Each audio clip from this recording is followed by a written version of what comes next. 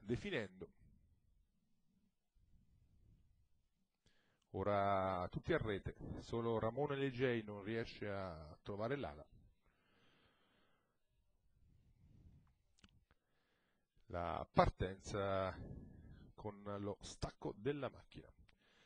È proprio Randy Trio che va facile a condurre nei confronti del numero 1 Renci, che però è sopravanzato da Rosalind Gar.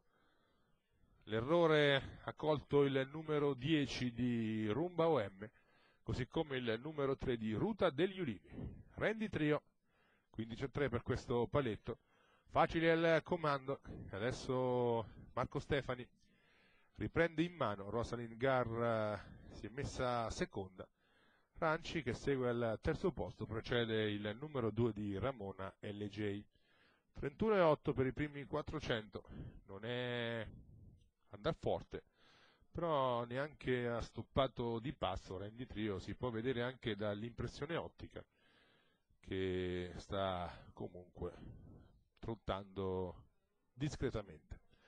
Infatti c'è un 15,5 per questo paletto, con Randy davanti a Rosalind, poi Ranci che si è riaccostata. Le tre, dopo 800 metri, passati in 1,3,5, sulla penultima curva, Randy Trio, Rosalind Gar, Ranci, poi Ramone Leggei che cerca di inseguire quando siamo al chilometro, passato dalla battistella in 18,9.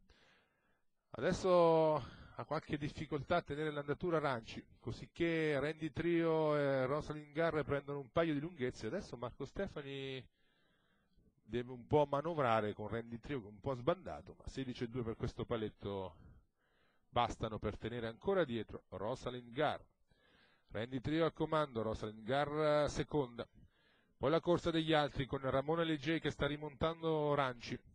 Randy Trio, 15,4 per la curva, entra in vantaggio, in retta d'arrivo, sposta solo ora Rosalind Gar che cerca di ricucire su Randy Trio, che però si sta allungando, con Randy Trio che va a chiudere su Rosalind Gar, facile alla meta, mentre per il terzo posto è il numero 2 di Ramona Leggei. 30,5 a chiudere, 15,1 per la retta d'arrivo, 1,18,5, vittoria mai in discussione per Randy Trio. Marco Stefani, Alfredo Pollini al training, 1,48 la quota al totalizzatore su Rosalind Gar nella coppiata più prevista, e poi per il terzo posto Ramona Leggei. È tutto per la prima del San Paolo, la linea che va alla regia.